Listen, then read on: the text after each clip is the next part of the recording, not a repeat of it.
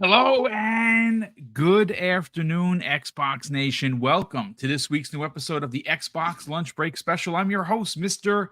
BoomStick XL, and as you can see, we have a loaded panel. First and foremost, some congratulatory cheers and yells for Web Dave, who last night broke every record previously known to his channel by having nearly over 1,400 people. I think that's what it was. Or was it? Or Yep. was it 11? It was it got up to I think it was 13 something, 13.5. Almost So 1,400 people tuned in. I happened to be a part of the podcast for about an hour and 40 minutes. It was an honor to be there. it was It's great. great to see people turning out. There was a fantastic conversation. And obviously, that conversation is going to continue today. Obviously, we do have another announcement, but I want to hold off on getting to that. A couple of things that I want to do.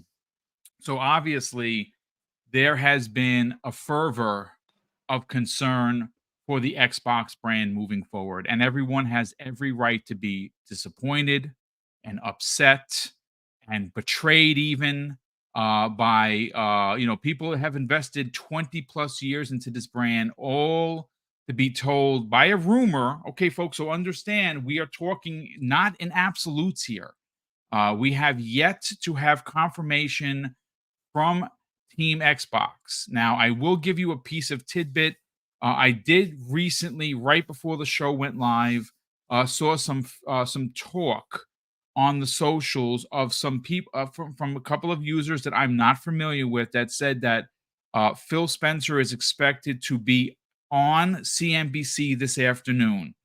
So I did reach out to and again, I don't have a lot of sources. What I can confirm through the source is that yes, Phil Spencer will in fact be on CNBC this afternoon. They said 3 p.m. Eastern to basically discuss what is happening. What he's going to say, I don't know, and neither does my source. I would imagine it's going to be clarification of what first party is going third party. Is it everything? Is it some? What is what is the brand going to look like a year from now? I would imagine he's going to break everything down there.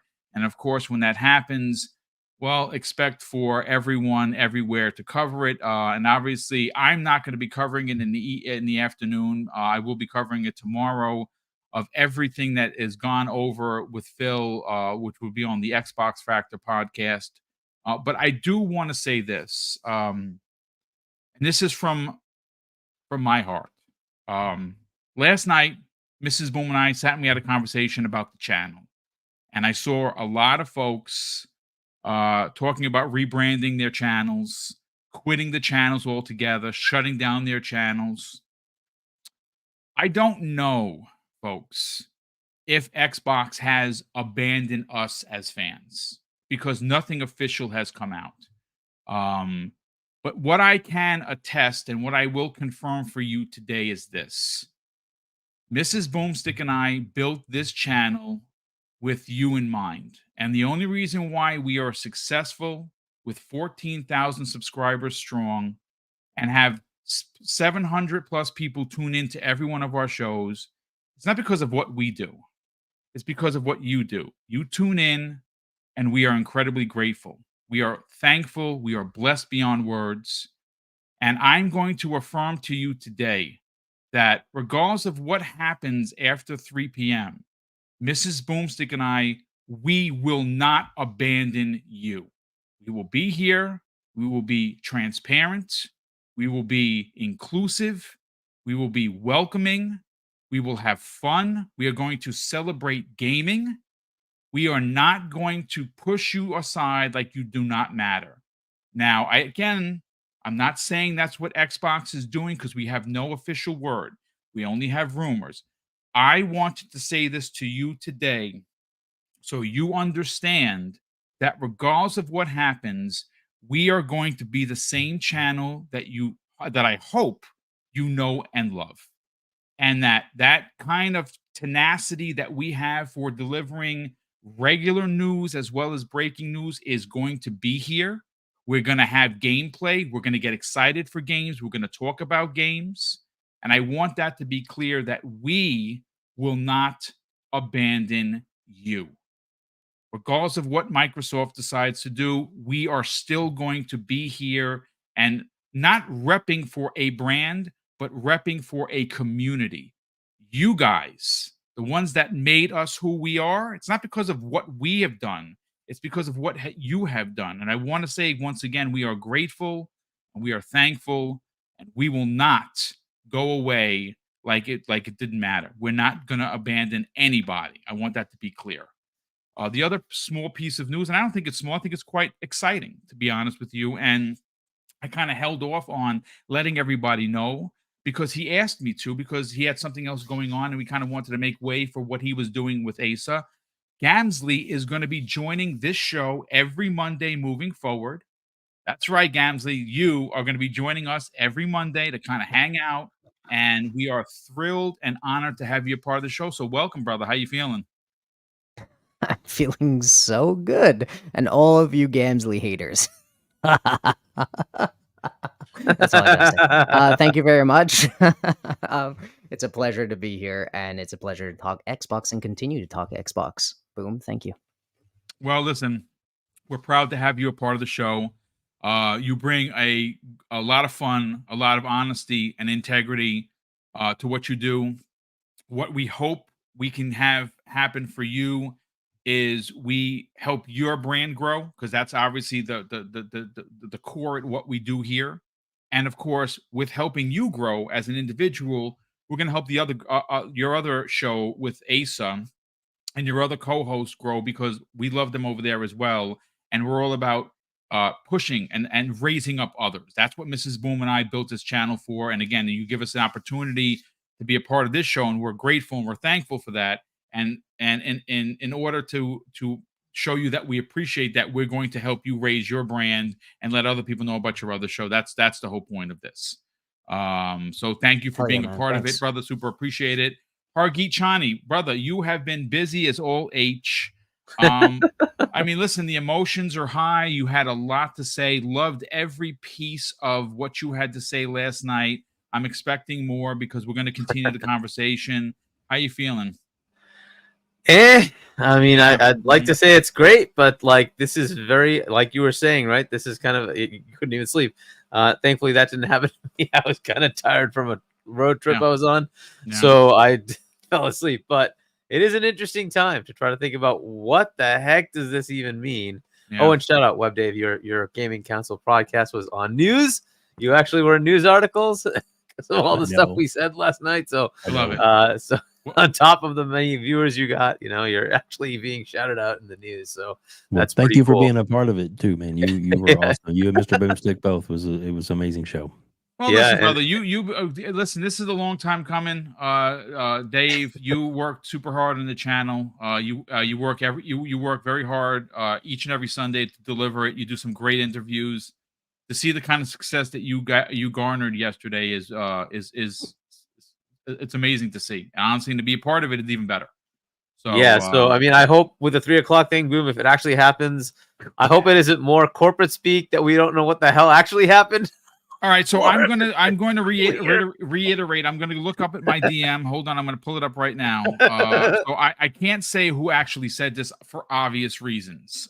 What I can confirm is that he does not know whether or not it is going to be a bunch of, and I'm reading it verbatim, corporate gloogly glop, or it is going to be a reaffirmation of what they said, or what Phil said a couple of weeks ago. I don't know.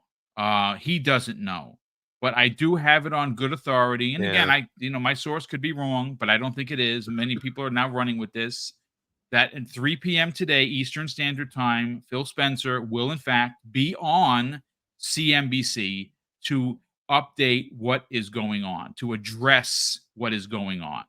Well, we'll see after 3 o'clock then where we are. I hope it's useful, because it could just be, again, it could be, useless, like corporate speak baloney crap. Like, okay, this didn't help me at all. But we'll I mean, see. Well, I mean, you're right. Chris, Caillou. I'm sorry, Chris K. I apologize. I'm terrible at reading names. He says Phil shouldn't be making this statement on CNBC. He should be talking right to us, dude. 1,000% correct in that sentiment. You can tell why it's on CNBC though, right? The tussle here is between the Phil mindset, which is our mindset, and Right. the Corporate. financials Right, mindset. CFOs. Mhm. Yeah. Yep. Right? And that's the Yeah. problem. It's always been that. And if he's talking to the financials group, you can see who won. I'm just saying. Yeah. I mean, look, we're gonna get to it in a second. We're gonna break this down, folks. I'm not making excuses. Again, the promise that I'm making today is this channel is going to remain who we are. We're going to be real. We're going to be straightforward, welcoming, inclusive, and we're never going to let you down. I don't care what happens this afternoon. We will never let you down. That I want you to know for sure. Fuzzy Belvedere, sir, I cannot wait to get to hear. Chris 713 says it's 4 p.m., not 3. Okay, I mean, again, I will. I was told 3 p.m., but again, I that could have changed. That could be wrong. But Chris, thank you. It's Chris 713. Thank you for the update, brother. I will try and confirm that. LeBron 98 says Phil is going on CNBC to announce the acquisition of Sony. Yeah, sure. That would be great. But Fuzzy Belvedere, brother, That how would you be feeling? funny as hell. Excellent. How you feeling, Fuzzy? I'm feeling great. Glad to be here with you guys. I mean, sure, we got these rumors that are kind of like this cloud hanging over, and it's been looming for a bit. But Yeah, man, for a bit. got a lot to get into. But yeah, this should be a good one. I still have my strong feelings on stuff. My cat has his strong I hear- feelings. I You hear. should probably hear Heck him in the background. Hey, But Kat wants to be a part of the podcast. I understand it. Perfect. Get She him wants on to here. drop her bars. I see it. I hear it. yeah, he's wondering why isn't Stray like having this much attention. But yeah, no, we're going to definitely get into it. Man, this going to be a good one, guys. This is going to be a good one. Glad to be here. Yeah, Look- boom. We're all excited to talk about Power World. Oh, Well, I mean, there's people should get excited because it's the little developer that could 19 million players, which is a big deal, and they have made over $200 million, where they spent $7 million to make the game. So it is a giant win for the company. I love it. But look, this is one of those shows that you're trying to put together. Normally I have show notes. Normally I've sent the show notes. I've read any one particular show 12.5 articles. I have all my notes ready to go. I have dates, I have times, because we are awaiting confirmation of what has been reported as of yesterday. And literally, this is, again, to Fuzzy's great point, this has been looming for weeks. This has spiraled out of the control, and it should have never gotten here. I think ultimately there are a lot of people that feel betrayed by the brand. If you are one of those people, I hear you. I understand it. You should feel that way. This is a brand that I have been a fan of since they launched it in 2001. I bought every launch game. I bought 3 controllers. I bought the memory cards. I was all in the bag, and I've been an Xbox fan ever since. But if you know my history, I'm not going to sit here and pretend that I don't support other consoles because I play on everything. Now, did that make this any less important of a conversation? No, it does not. Especially when it comes to exclusives. Exclusives galvanize a platform. Exclusives are important, and they are you equate a brand like you would with anything else that you have in your life with something that the other brands don't have. For instance, like Halo. Now, Halo may not be the mammoth it once was for Halo 1, 2, and 3. And I understand that if you feel that way. But when I think of Halo, I look at and think about Xbox. The same way when I think of Mario, I think of Nintendo, or like, Kratos or Nathan Drake. Think of PlayStation. I don't understand from a business point of view how this even makes sense. I understand they want return ROIs or return on investment. Hargeet, I'm gonna go to you first on this, brother. I understand that they spent over $100 billion in a matter of, I think it was like 3 or 4 years. I understand they want to see that. And again, I know we heard, and Dave talked about it yesterday, that they might have been spooked by the 3% for consoles. Listen, no one's buying your consoles because, again, I understand you had some big ones. Starfield's a big one. Forza Motorsport's a big one. Redfall, not so much. But you are now the games that were the studios that were purchased in 2018 are now bearing fruit. Exactly. Can we give these IPs a chance to breathe, to see if, because look what happened with Indiana Jones when it was announced as a console and PC exclusive. Outside of gaming, John Campea threw a literal tantrum live on the air about he didn't want to play Indiana Jones on an Xbox or on his PC. He wanted to play it on his PlayStation 5. And when that part of the overall media community starts to talk about it, that's how you know that that particular subject has become zeitgeist. So we think, I mean, and this is the other thing. Like this morning, Bethesda tweeted out Indiana Jones, and what does it say on the bottom? Xbox Game Pass, Epic Game Store, PC, and that's it. And people are, you could only imagine the messages there, because why should we believe you? But again, no one's talking in absolute, folks. We'll get the skinny this afternoon from Phil. I don't know if you want to reiterate on what you said yesterday, Hargeet, or you see. Look, and you said you had trouble sleeping, folks. Look, I'm going to be honest with you. If you clip this and you think I'm a big old 53-year-old nerd, it's fine. Like I'm transparent. I put it out there. I'm not afraid of laughter or to make fun of.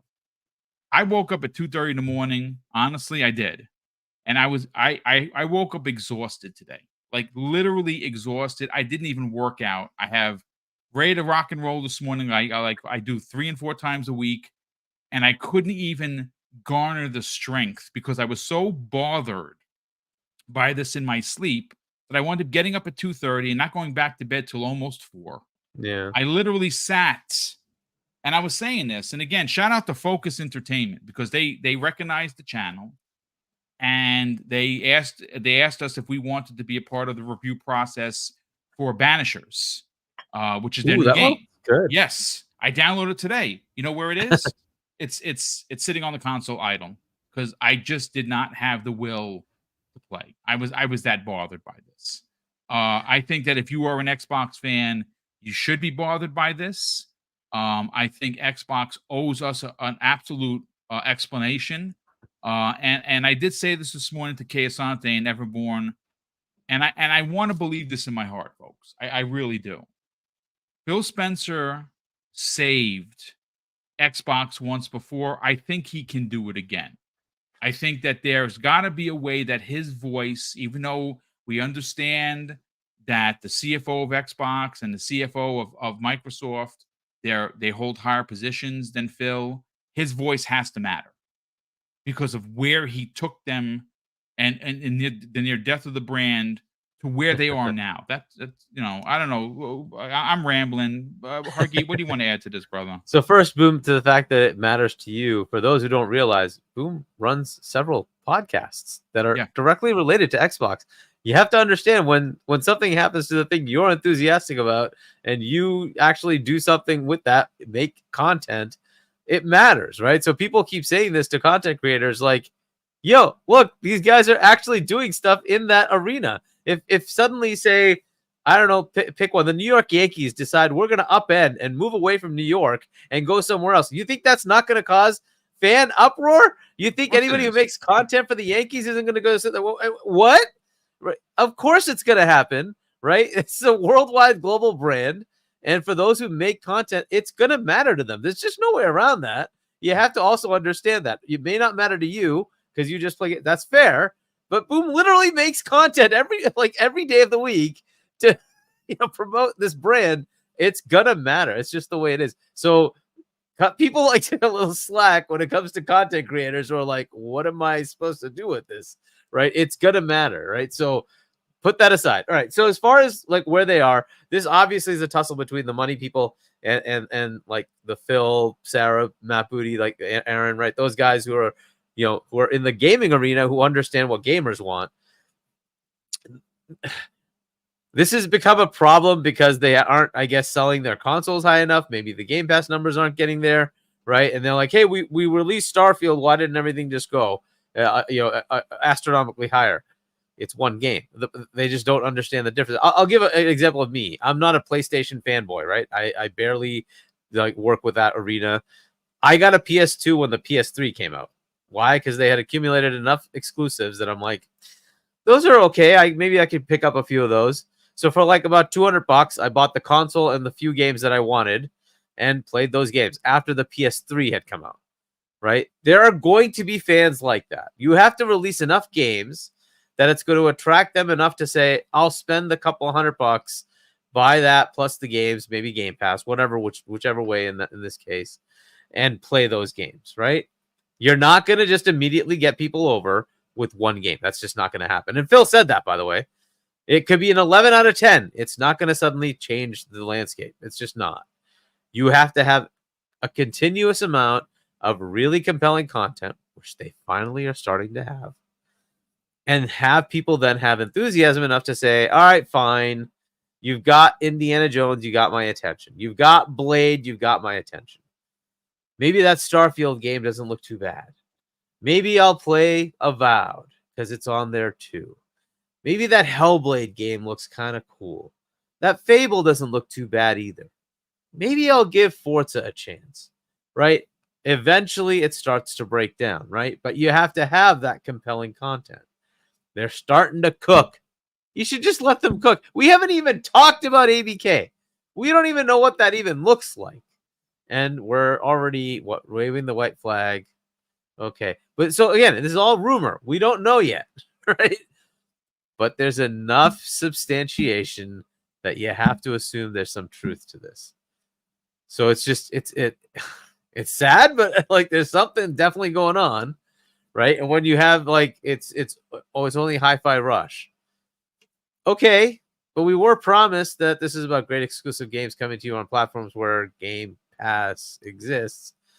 Well, Nintendo doesn't have Game Pass unless that's what you're announcing. Is that what you're announcing? PlayStation doesn't have a game. Is that what you're announcing? Is that what's happening? Unless that's happening, well, that's a promise lost, right? And then you said, okay, well, that's about Bethesda. Why is Sea of Thieves suddenly in the mix? It's like your first studio, isn't it? Like, why is Sea of Thieves in the mix? Didn't like 30-40 million people play that game? Didn't people buy that game, buy the content? Why is that in the mix? Oh, it's live service. Well, so is Halo. Why shouldn't I expect all of it to go there? And now we're hearing rumors. It is everything.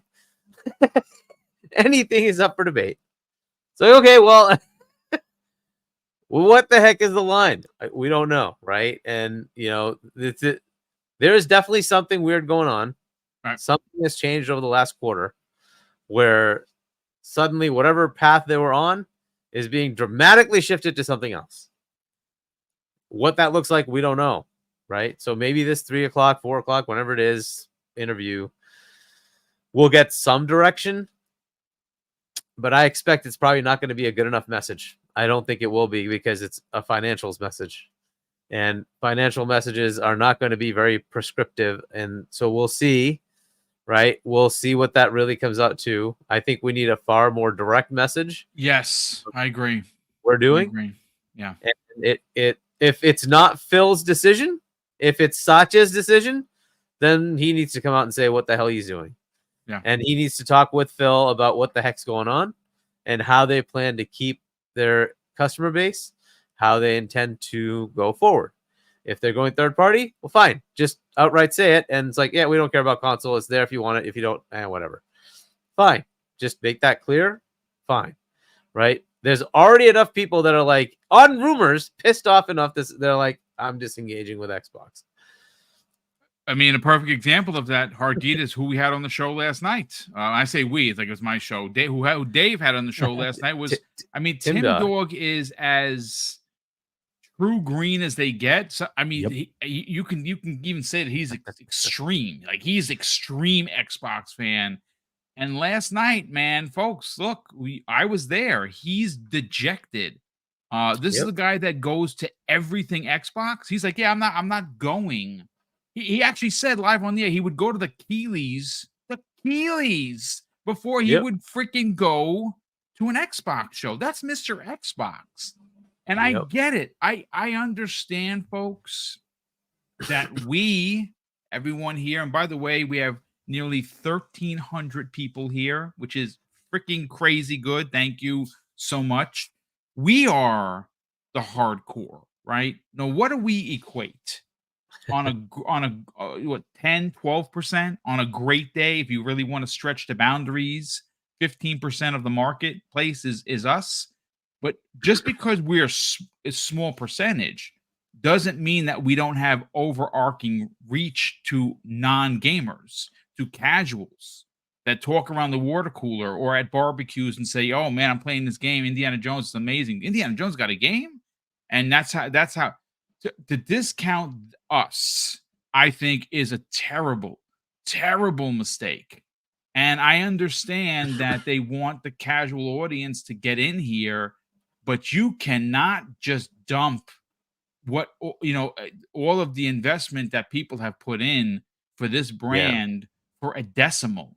Hargeet, I want you to continue, but I think what makes this whole conversation worse, at least in my opinion, and again, folks, please, no one's talking in absolutes. We got to get the skinny from Phil himself, which we will this afternoon. But because we don't have that actual confirmation, we do have to dance around it. And we have to kind of talk about it. So sit back and enjoy. But I think why we're frustrated, and I think why it's a bit of a head scratcher, is they just had the greatest second quarter in the company's history. They announced that they are a $3 trillion company. And get this is the cherry on top of this shit sundae that we're being served. Windows is underneath freaking Xbox. Think about how ridiculous that is even to say out loud.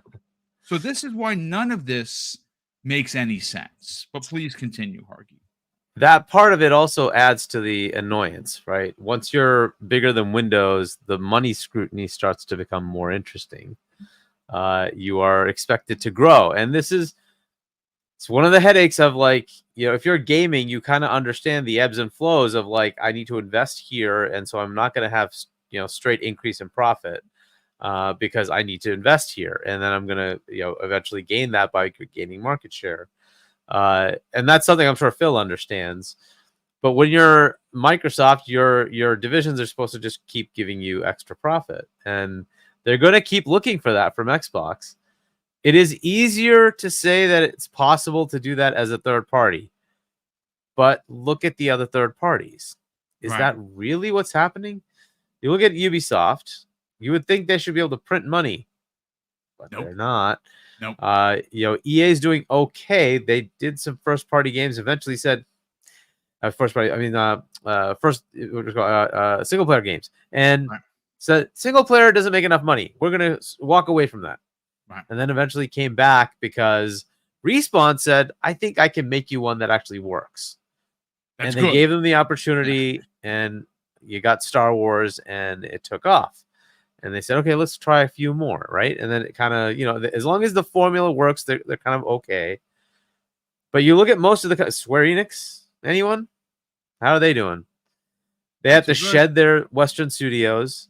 They're barely making enough on even Final Fantasy, right? Like, this is kind of the way they are right now, right? Outside of Final Fantasy 14, which is an MMO that just keeps going. I mean, even 2K is another example. They release one Grand Theft Auto every decade and some change. And outside of NBA 2K, right? Which, at least because it's a sports game, it tends to do well. It can be a problem no matter how you cut it, right? So all these big publishers, it's not as easy as it sounds to say, hey, I just put content everywhere and I just make money. Sometimes it's much easier to actually say I have a platform, and that platform generates revenue because there's enthusiasm for the platform and people will buy the games. In Sony's case, that still somewhat works. It doesn't always work, but it somewhat works. In Xbox's case, it also pretty much is how they make money, right? There's a lot of enthusiasm, a lot of Game Pass subscribers because we're supporting that platform. That's just the way it is. And that brings them revenue, and they keep making their games and things are okay. There's some assumption that, hey, like ABK, yes, that is a massive entity that does make a lot of revenue and profit.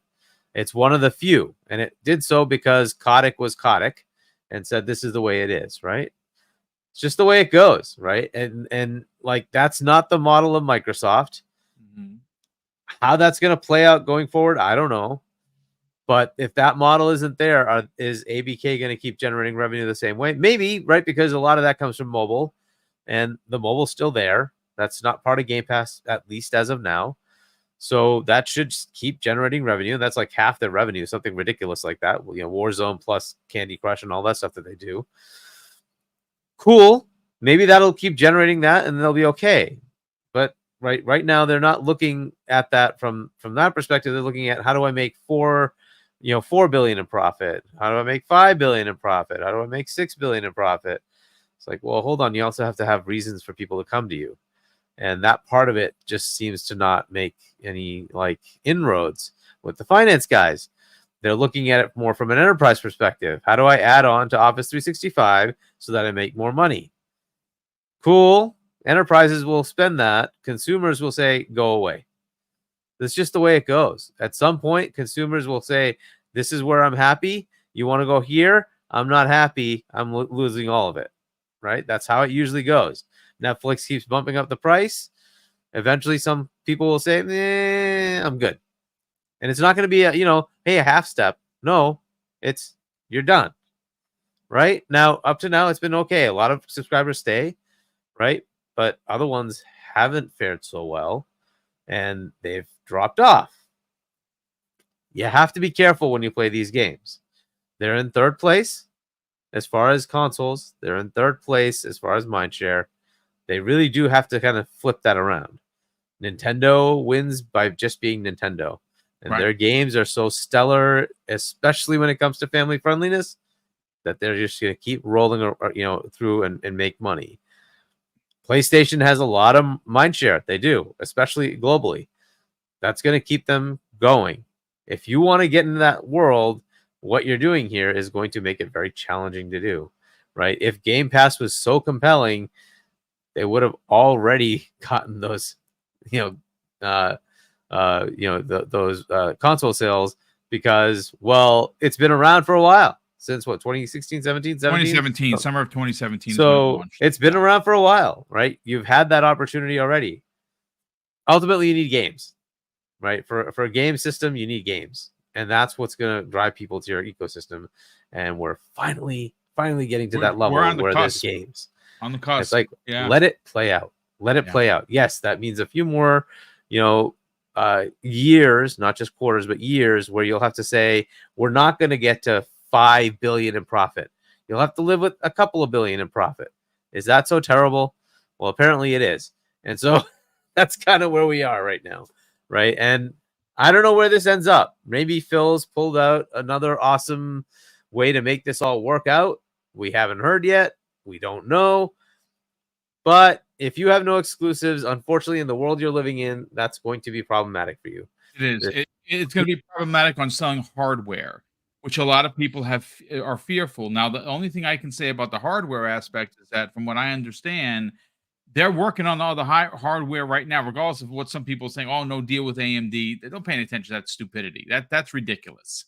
They are working on hardware as we speak. Confirmed.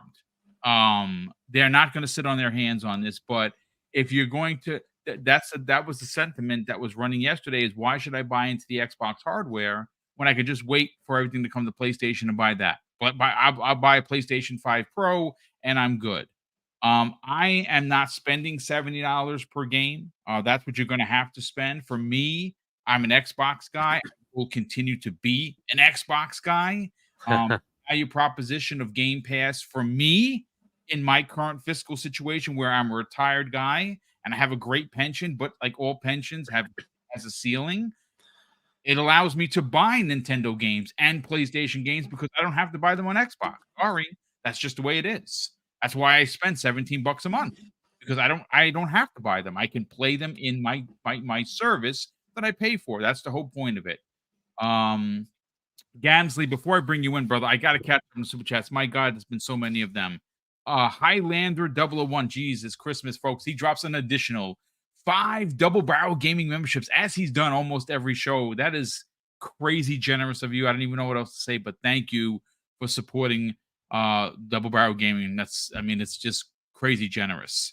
Game Shark drops a very generous $5 super chat and says, calm down, guys. It's just 20% of PlayStation users sub to Game Pass. That's 30 million PCs, Xboxes being used, while 30 million PS5s collect dust. Hashtag big picture. I mean, I hear you, brother. I'm not ringing the alarm bell. I'm disappointed, and I'm going based on what people that I trust in the industry are saying. Is it gospel? No. Is it confirmed? No. We're gonna learn this afternoon what it is. But we're reacting to the Jez Cordons, who I love Jez. I know him personally. I trust him. Tom Warren and Paul Tassi and Tom Henderson. These are people, journalists that I specifically trust. And when they're out there and they're dropping this news, do I believe it 100%? No, because it's not confirmed. But thank you for the generosity, Game Shark. Gamer Dad drops a very generous £2 super chat and says, there's starting to be reports of Phil to retire. Yeah, people are going to run with that. He's not retiring. He ain't going anywhere. At least I haven't heard that. And I mean, I have some connections, not like, Jeff Grubb connections, but I have not heard that. Nightwolf 3186 drops a very generous $2 super chat and says, boom. Did you change the title of today's show? Indeed, I did. I changed it about an hour ago, where it was about all these other games going, which of course we're going to get into. But I did want to kind of put out there to the masses that Double Barrel Gaming would not be abandoning this community regardless of what Xbox decides to do. I want that to be crystal clear that we're going to be here and we're still going to be the same channel that we've always been. I that's why I changed the title, brother. Jay Rambert drops a very generous $5 super chat and says, bots, what are we wearing to the funeral? LOL, I'm going down with the ship. Love you all. Love all of you guys. But we love you too, Jay. Thank you so much for the $5. Simon Brandy drops a very generous £5 super chat and says, I've been with Xbox since 2001. But if these rumors are true, I'm done with Xbox. Not petulance, common sense. Not petulance, common sense. It pains me. I will still watch you. Boom. Listen, I appreciate it, brother. I would say hold off on selling your Xbox just yet. Just so let's get the official word from Phil. Be disappointed, feel betrayed, be whatever, however you feel. No one should discount that, brother. Dragon Wolf, who's been a channel member for a month, says this. Remember when Multiplats went on to Game Pass day one? People said Game Pass was the exclusive. Maybe Microsoft heard that and helped their decision. I mean, it is technically still the quote-unquote exclusive because, again, if a game is released in the Game Pass, you're paying your monies, your $16.99 a month to play the said game. If you're going to get it on another console, you're going to spend $76.43. If you want to do that, I hear you. If you want a PlayStation, you're like, oh man, that Hellblade 2, I can't wait to play it on my console. They'll take your money. I'm not spending the money because I'm getting it in my service. And I'm not being cheap. I'm just saying that I have money reserved for other games that are exclusive to those other consoles that I support, and I will buy those games. On Xbox, I will play them through Game Pass because I support the company through buying into their ecosystem through Game Pass. This is what they sold me. I'm going to use it to the best of my ability. Hung Owl drops a very generous $5 super chat and says, if the rumors are real, the FTCs better get the F out of the way when Xbox acquires more studios publishers. I mean, that's I mean, a part of the conversation potentially. I mean, you never know. I don't think that they have to go this extreme. They won the whole world. The FTC ain't shit. Quan the Terrible, who's been a channel member for 3 months, says it's just rumors, folks. Stop acting like the sky is falling. I doubt any of what you think is happening actually is. And again, brother, I hear you. No one is throwing in the towel here. We're having, I think, a pretty damn good conversation. Everyone has been very, very clear and concise with their comments. We're going to get to Gamsley right now. Rodrigo Balam drops a very generous $2 super chat and says, "Never going to give you up, and never going to let you down, brother." I super appreciate that, and of course, that is amazing. Did we just get rickrolled? Yeah, I actually saw that. Yeah, that's right. And someone actually said that in the chat. Did Boom just rickroll us? And I didn't mean to. I didn't even think about that until he just said it. But no, I'm not going to give you up. I'm going to be who you came to this channel and subscribed, and have always been clear and concise with my thoughts. That is who I'm going to remain, regardless of what happens. Andre Doyle drops a $2 super chat and says, "Bethesda in Exile could do Hunting Demons Forge 2. I mean, it's possible. You know, again, I at this point, no one's even talking about games. Everybody wants to know where games are going. Kayasante is in the chat. He's drops a very he's been a channel member for 21 months. Holy matrimony. Thank you so much for that. He says, "Time to add a new quote to defeat from the jaws of victory. How about they're sacrificing us graybeards for the tablet gamers. Good luck to us." Yeah, I mean, he's not wrong. BT Maverick 707 drops a very generous $5 super chat and says, "At this point, I wouldn't expect Game Pass as a guarantee to survive these changes when everything is on the table, which could be the biggest killer." I mean, again, he's not another point that he's not wrong.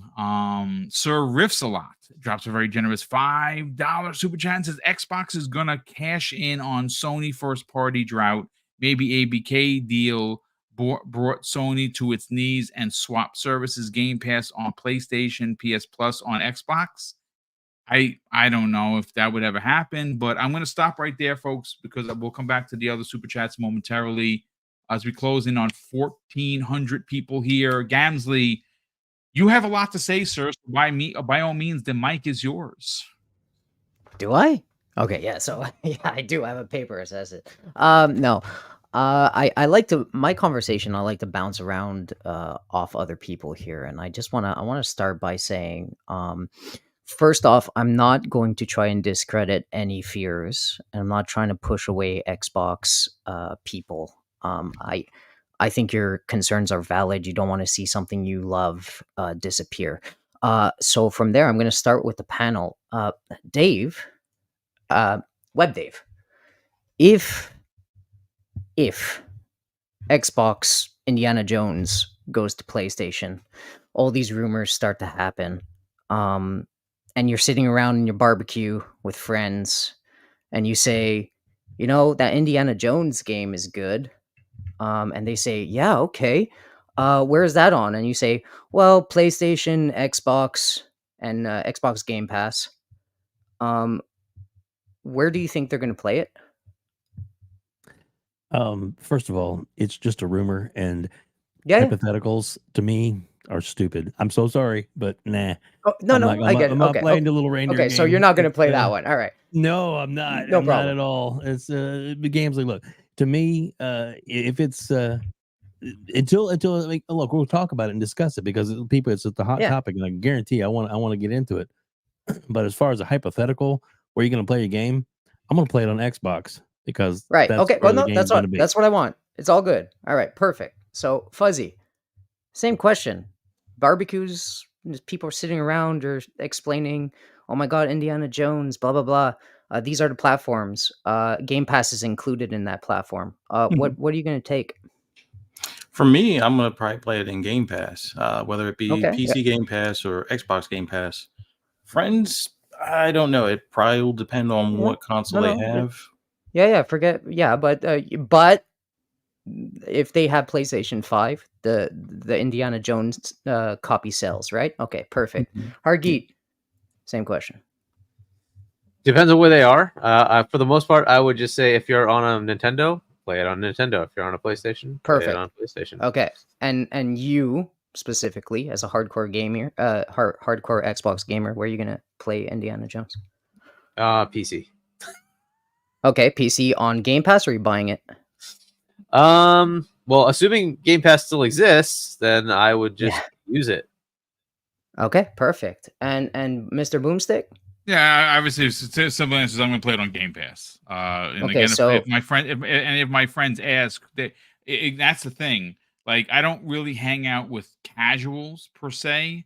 Most of the people I do hang out with are gamers, so they understand that if they have a platform and they ask me, "Oh, where's that Indiana Jones available?" I'm saying that's available everywhere.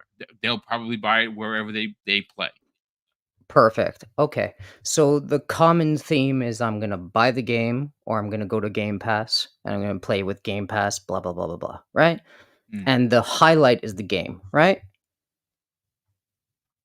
The highlight of all of this is the game, right? Or no? Somebody say yes or no. I mean, Yeah, I the would game. imagine that yes, the conversation is the game, but again, Okay. we just need a little bit more Yeah. context as to your No, point. that's good. That's good. No, I'm leading into it. So that's what the numbers guys are seeing, right? So the number guys in Microsoft are seeing that their gaming division is growing, right? Their consoles are stagnant, right? Right now, but they're still growing in a massive way, right? So they're looking at the numbers and they're saying, well, shit, that if consumers have a choice whether to buy it or go to Game Pass, they're going to go to Game Pass. And if they need to buy it, they'll buy it. And that's all that freaking matters, boys. That's all that matters. You're going to get the game no matter what. So all of us complaining in a circle around how, oh my God, Xbox is dead. Xbox is going to die. They're going to die if they go other places is kind of redundant, isn't it? Like, it's a boring topic, no? Well, Is so it not? the counterpoint to that is it's Indiana Jones versus, say, Okay, fine. Call of Duty, same thing. but Call of Duty's Call of Duty. Actually, I think No, most but people who play okay, Call fine. of Duty will just Start, buy it start, anyways. start. But Okay, well, there say you it's go. Avowed, say it's Aura. Start. Okay, yeah, Aura and Avowed. Okay, so those games, they go to Game Pass and PlayStation. The people that are into it will buy it on PlayStation, right? That's a win. And the people that won't buy it will get it on Game Pass or shrug it off Well, but completely. that Which puts it they're in the not. They're same not games that category buy. as it was before, right? Obsidian couldn't make money. That's why they wanted to be bought, and they wanted to be bought by Xbox, Right. right? Yeah, In Exile but had the the same profit- problem.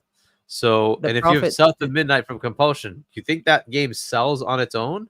It sells but that's because not- it's part of Xbox. That's not the It's gonna point. be The in Game point. Pass. The point is all this revenue that they're getting in the games, right? Are funneled into their studios and they make games. No, is that not it? Right? Like, I don't understand how people.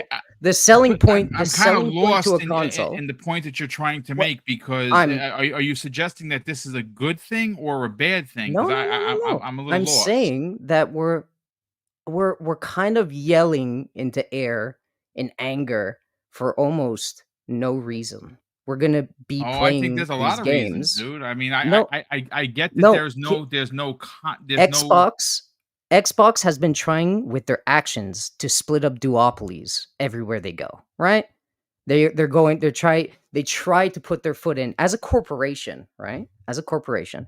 If you have a foot in to a door, you want to be the first place, right? You want to get in there and be the top dog in the room, right? To get that foot in the door in duopolies or in a monopolistic kind of, space is hard enough. So we as Xbox fans are saying, once these games go everywhere, they're out the door. There goes Xbox, there goes the whole thing. Throw it out of the window, it's done. I disagree. They all see, look at their actions. They all regret not pushing the Windows Phone. They're fighting regulatory battles to get freaking stores open. They have a store in gaming, right? They have a store. They have a recognizable brand already. They're building. And just because maybe one day, 6 months to 3 years to whatever the messaging is going to be, maybe they're putting games other places, we're all like, they're bailing. They're going to destroy the whole brand. It's done. I just don't understand why. I don't I mean, understand listen, why. and that's the thing, They're Gamsley. in You're they're you're in the absolutely door. entitled to have your opinion on it, and obviously you don't feel like it's They're that big of a I'll, deal. I'll, Where, I'll yeah, give you they're the in the counterpoint door. to that. I don't have a PlayStation anymore because they said their games are coming to PC. I couldn't stand their stupid controller, so I'm like, here's my PlayStation. I'm Yeah, selling me it. too. Because I don't fucking I hate PlayStation controllers either. But that's on another topic. They Right, have but so but many. They they have so still many have things. that hey, I have to play it day one thing, the FOMO thing, right? I don't have it. I don't care. Yeah, but the So if it FOMO comes 2 to thing, 3 years, the 4 or 5 FOMO, years later, the fine. the FOMO thing is Game Pass. First off, right? The FOMO thing is getting it day one, day and date, right, on the Xbox console or wherever the hell you want to play. Because Not Xbox really. consoles with a foot in, do you think that their hardware is gone? No. Are they going to be tiny? Maybe, but the spending's up. So I don't You mean the revenue's up. really. You're thinking the Yeah, revenue's the up, right? revenue are up. So But I the don't console really will no longer be understand. relevant. The console's not relevant right now. They're not It's they're not relevant pushing any enough. sort of It's relevant relevant enough that enough third is parties what are yes, but coming to the console, that's what I'm right? saying. They're relevant enough. They're in the door. The console is What doing their once that job. drops below a certain threshold, they won't be. right. Right? See, Yeah, Because and it that's costs money to I put your totally get game it. on that console, right? If I that totally doesn't have get enough it. returns, they're not going to do it. Yeah, but they so okay. So we're hypothetically thinking that they're gone out of the console race No, after no, they I think announce they'll it, give you one, but it'll be right? so useless that you'll just say, "Okay, I'm an enthusiast. I might want to buy one. Cool." But You'll get 15 to 20 but million the, customers. the end That's just goal not is enough the for third revenue. parties. Like that game or those games are still being played and bought. Yeah, well, let me stop you there, Gameplay. Hold on just a second. Let me stop you there because the thought experiment. I hear you. It makes a lot of sense from your point of view. You're coming at it from a numbers guy. That's not where most people are coming from. We are Well, most fans. people, We are yeah. fans. Well, We're diehard fans, and there is something to be said about what you're suggesting. Is you're putting the numbers ahead of the people, and that no. is why we're here. You understand? That's why we're here discussing Yeah. it. I don't care whether the game sells or it doesn't. What I'm coming at is I'm an Xbox guy. Well, is I have 3 shows dedicated to the brand. I talk about Xbox. I get excited about Xbox, and for me, my console underneath my TV, regardless of the size of it or what shape of it, it matters. I think right. what Hargeet is suggesting is that, and he makes a lot of sense. Microsoft Okay. is in a position right now where people want to be a part of the brand, whether that be through just putting a game on the platform or through Game Pass, because millions of people are getting their hands on the game. They're getting a chance to play this Exactly. game. They're getting a Power Yeah. World is seeing record numbers on. As a matter of fact, they just announced that it is the #1 third-party game on Game Pass of all time. That's a big deal. So Right. what he is saying and what Hargeet is suggesting makes a lot of sense. If you start to shrink the value of a console, whether it matters, less people are going to want to put their games onto. That's the problem they were having keeping these Japanese games Exactly. exclusive Yeah. to to PlayStation and to Nintendo and Xbox gamers. Us right here, we weren't getting them. So what if you are All I only an was Xbox gamer? all I was trying. Well, if you're only an Xbox gamer, you're getting these games anyway. Not really, Or not before. no. If you're an Xbox gamer right now and you have an Xbox, why are you jumping ship? Can I actually ask that? If you're an It's not Xbox about gamer this right now, generation. This why? generation will get to say 35, Yeah, 40 million. I It's the get it, next generation, but Right. right? That won't okay. sell. I I truly understand that point, but we think it won't sell. We think we're thinking that we're overthinking that one day Xbox is just gonna see the numbers tank so much with they already are. They're already looking at those console sales and being like, man, this is interesting. Look at the Surface line, right? The Surface line has been drowning for so long right now, and they're still keeping that thing alive, right? They're still building their own hardware and doing their own thing. They don't want to do that, right? Gaming has been taking the priority right now, and we get one whiff of maybe exclusives will be played first here, maybe go to another console. And you think that the corporation with the foot in the door in gaming is going to look at like the hardware and be like, you know what, let's just let that dwindle away and forget all about that. But Like, are we the actually allure thinking of the about that? hardware is the No, but I'm exclusivity. saying we won't get there. The numbers are on, like, we just won't get there. Yeah, I'm where hype, I guess I speak in hyper. what's I the there? disagree, and I just totally disagree. Is all I can Yeah, say. I I have don't. to- I have to But say Gamsley, as what well. is the there? What's the goal? I guess. What do you expect? Yeah, what is your goal? Because it's definitely different than everybody else's. Seems like. Everybody, the physical console to me, I just don't find.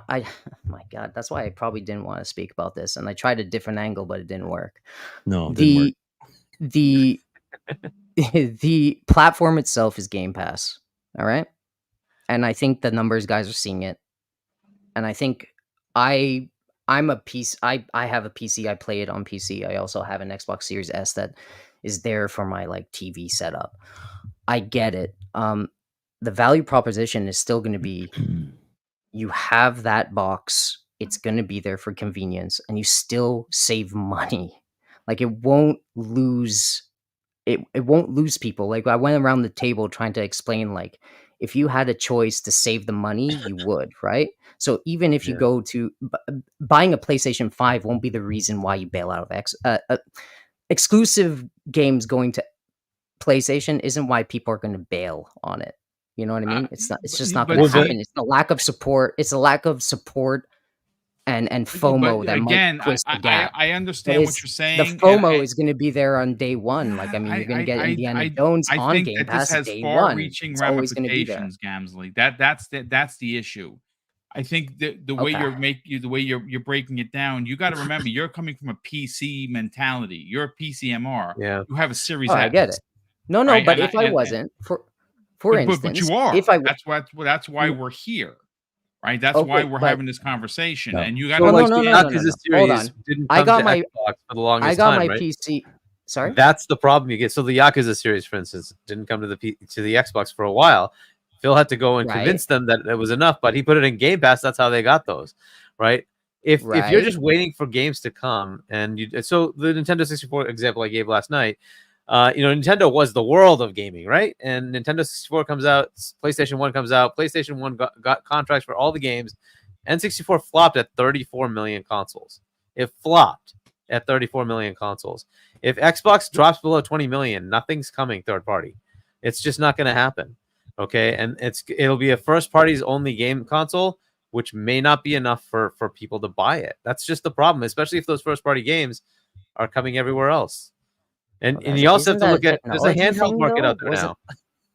Oh, okay, but wasn't that a technology gap? But okay, but Technology wise, the N64 was substantially more powerful than the PS1. Substantially, like 3 to 4 Yeah, times you're more right. powerful. Yep. It didn't matter. right. It Yes. didn't matter. You're right. It was contracts. Yeah, It I was getting forgot. the games. You said PS1. Yeah. Okay. Yep, the original You're right. PlayStation just took all the games, and it's like, okay, well, I Yeah. want to go where the games are. They had the CD-ROM thing, and it's like you can Okay, just play but full motion video.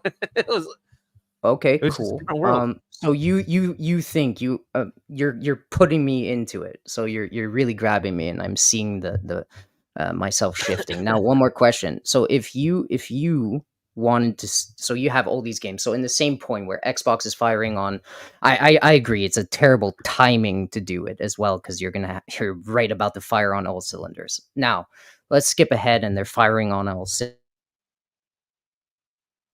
Uh-oh. Did you freeze? Yeah, Unfortunately, I got to jump for a meeting, so I will see you guys later. Yeah, we'll Thanks, see. Fergie. We'll see Yeah, in a Jeff. bit. All right, so let me Later, just Fergie. get this. Hold on just a second. Let me fix this. We'll get Gamsley back here in a second. Again, we're gonna have to have a conversation. I understand he's trying to make a point, and I think everyone has disagreed on the point. It's fine. We can have a disagreement. But let's try and get this thing back on tracks. The whole point of the conversation was the overall disappointment in the fan base. Fans feel betrayed. Fans feel like they have vested significant amount of years and a lot of money into the brand. We don't have it on confirmation whether or not this is a fact. This is what people are reporting. Folks, I just want to give you a quick update. Obviously, things have changed. According to, hold on just a second, let me get this here. Jez Corden is reporting that Phil is not going to be a guest on CNBC. That was originally reported also by Tom Henderson's website. He has now updated it and changed the story. He has pulled the story because he reported it as well, which is one of the places I got it from outside of the person I talked to, and they said that has changed. What has changed, I don't know. But Jez Corden did actually just put this out. Also, if you're DMing me, sorry, I can't reply to everyone right now. There's too much, which obviously makes sense. He's getting bombarded. And he says, this is from, when is this from? Let me see if I can find exactly. This is from today. Yeah. So so it's 12:53 p.m., which is 9 minutes ago. He says this: Xbox has no plans to quit hardware. Satya said at the quarterly earnings call that Xbox console users are record high. Yes, heard some games are going to multi-platform. Response, in my opinion, in part to Steam Deck having both PlayStation, Xbox exclusives, and Steam Deck 2 being most powerful. Brave new gaming world is coming. That is Jez Corden of Windows Central, of course, of the Xbox 2 podcast. I don't look, folks. The show is normally about an hour, about 90 minutes. So we still have 30 minutes left to get into this. We're gonna get to Dave's point. I got to catch up on super chats, but I want to bring Fuzzy in. And again, folks, I just want to apologize. Normally, this is a kind of a peaceful show. I did ask Gamsley to be a part of the show. Again, he's still going to be here unless he's going to continue to be combative, which is a little tough for me because obviously that's not the kind of content we have. I understand he's trying to make his point. I apologize that it kind of got a little messy there. I didn't expect that. I'm going to be honest with you, but we will continue the conversation momentarily. Gamsley's back, and obviously, again, I understand he's trying to make a point. I think we were able to get to the best result of the point. But Fuzzy Belvedere, let's bring you in, brother. What are your hot takes on this, sir? Well, I said some things on the Shop podcast on Saturday, and a lot of people were like, this isn't 2013 level, because I put a comparison to 2013. And I made a few mentions, like I sold my Microsoft shares because these types of rumors drops the price. And I'm glad I did. It went from, I think it was like when I sold, it was 411.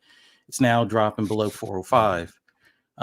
So they're, even though it's small percentages, the percentage they're dropping, Apple's increasing. So we'll probably find out by the end of the day that maybe Apple is now once again, the most valuable company, but we'll see. But all of that stuff aside, what I'm here to talk about is flash forward to, or flashback to PS3 and 360 era. Big fan of, zombie games and things like that. Saw Dead Rising on, the 360. Figured, maybe it'll come to the PS3 kind of thing. At that point, I didn't want anything to do with Microsoft. I mean, Windows Vista and Windows ME were the things that kind of killed PC gaming for me for a bit. So I went from PC gaming back to a PS3. Cell processor was junk. But all things aside, at that point, I was kind of waiting for Dead Rising 1 to come to PlayStation. It didn't. But Dead Rising 2 did. And prior to that, I was kind of on the fence if I should get a 360 or not to play Dead Rising 1. But with Dead Rising 2 coming to PS3, it made me forget all about wanting to get a 360. that changed a little bit towards the end of the 360 era because GTA 5 looked better on the 360 than it did on the PS3. They were actually blowing, or flags would blow in the wind, sails on sailboats and etc. The PS3 didn't have that. Actually, the PS3 didn't have that until Grand Theft Auto 5 came to the PS4, and they had to patch it to finally put sails on the boats and flags blowing in the wind, which the 360 I think had from launch, which I always thought was weird. But hey, with the PS4 coming out, I didn't bother with an Xbox One. The thing that made me look at Xbox was the fact that one of the main things I was looking forward to on PS4 was Drive Club. It delayed a year, and when it came out, it was broken for 3 months. So it was titled as the Forza Killer, and since it kind of killed itself, I wanted to see what was all the noise was about Forza, and that's when I became an Xbox gamer, and we've been happy ever since with Forza and stuff. So I say that to say, whenever you start having games come to the other person's platform that they already own, that gives them less reason to want to invest in, that other platform or your platform. Like, even though, yes, Dead Rising is a third party or second party, I guess, timed exclusive or whatever you want to look at, as far as, the only exclusives were Dead Rising 1 and 3. 4 was a timed one, and 2 I don't think was timed at all. I think it was like day and date on both 360 and PS3. But when you put your software elsewhere, it gives people less reason to invest in any of your other ecosystem stuff.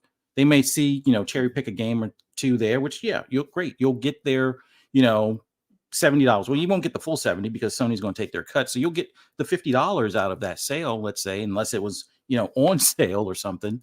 But at that point, is that going to help you or hurt you in the long run, as far as if it's chasing phantom money is what they're doing. Yeah. And a perfect example of this, like I know everybody and their grandma says, Hi-Fi Rush looks like a Nintendo game. And it does on paper. Great. It looks like something that would sell like hotcakes on a Switch. Here's the problem. I kind of figure maybe they're figuring Hi-Fi Rush would be a perfect launch title for the Switch 2. On paper, again, that sounds like a great idea, doesn't it? Yeah. They should sell like hotcakes. Here's the problem. Most third-party titles don't sell well on Nintendo Switches. If it's a Nintendo title and it's not Pokemon and it's not something like Bayonetta, which Bayonetta usually reaches in the 3 to 5 million range, and that's as far as it goes, as far as units sold. All of the Nintendo first party, usually it does the 10 million plus, and some of them 20, 30, and so forth. But what do you think Hi-Fi Rush is going to do at the launch on the Switch 2 when you probably have a new Mario game or a new Zelda game or a new Metroid game? You think it's going to stand a chance against a first-party Nintendo title with that console? It's going to get buried. It's going to get lost in the noise. Yeah, can I add some context to what you were saying? I did a search of a game that's an exclusive. It's a third party. Marvel Ultimate Alliance 3. You know how many copies it sold? Under 2 million. Yeah. That's Marvel Ultimate Alliance 3, with every Marvel character you could possibly imagine is in there. It's an exclusive to that platform. It's freaking phenomenal. Yeah. And it only sold under 2 million copies. Yeah.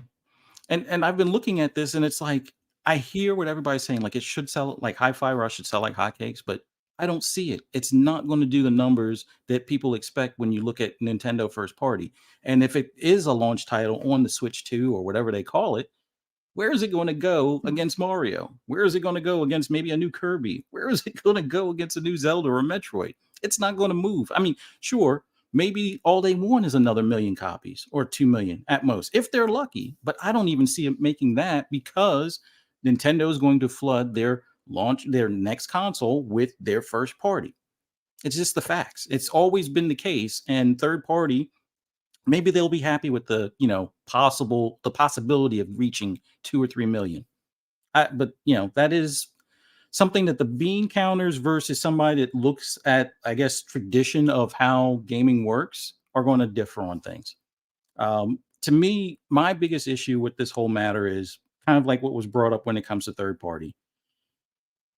Sure, it doesn't directly affect me if Xbox games or elsewhere. That's fine, but it's going to cause me to change my buying habits, because I can see that this is going to be a dwindling return as far as like, oh, there'll be a next generation console. Sure, no problem, unless things change, but there'll more than likely be new hardware, and that's great.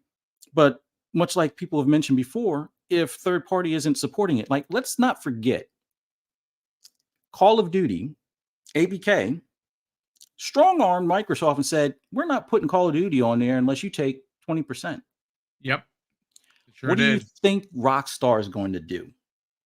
Rockstar is a bigger title, even though they don't release them as frequently, but it's a bigger title when it hits. What if Rockstar says, you know what? We're not putting it on Xbox unless you take 15%. I mean, sure, Microsoft will probably be like, yeah, sure, we'll take the 15, but that's something like Rockstar. And you know, it was hard enough getting a constant flow of Capcom games, which, you know, praise to, Sarah and Phil for making numerous trips to Japan to convince Capcom that it's worthwhile to put their games on the Xbox. And now that they're starting to get a working relationship with Square, but if you're selling less units, possibly in the next generation, and if there is a console in the generation after that, and when I say if there's a console, there'll probably be some form of a console. It might be a Keystone streaming stick type of thing, but whatever the case is, if hardware is not going to be as much of a focus, because are you going to focus on the most powerful hardware where you hit, let's say, 50 million in this generation, and the expectation with games everywhere and less emphasis on the Xbox brand? You're guaranteed to like maybe reach 25 to 30 mil. Is that going to be enough for the third party to make it worth their while, or to, strong arm you into only taking 20% or 15% or 10%, as far as the cut, and the publishers, of those games take the larger cut? I mean, what can you do at that point? You won't have the leverage. You would have the leverage if you kept your games exclusive. Like the reason why I compared this all to 2013 is like a lot of the messaging, although it was mixed at the time, a lot of that stuff we would have probably enjoyed the ability to have digital games that we could sell or trade and whatnot. So the timing of what they did when they did was what hurt the Xbox One as far as its launch all the way through that generation. They didn't read the room or convey the messaging that was or preferred for a gamer, as opposed to just, here's the messaging, deal with it. If you don't like it, there's a 360 for you kind of thing. So I think if they just waited a little bit longer to do this multi-platform thing, like give it a year or two, like ultimately I would say something like, hey, let's get to holiday 25, where we've already had 2 seasons of Call of Duty possibly being in Game Pass day and date, which I'll get to the whole day and date thing with ABK here soon as well. But just give 2 holiday seasons of that.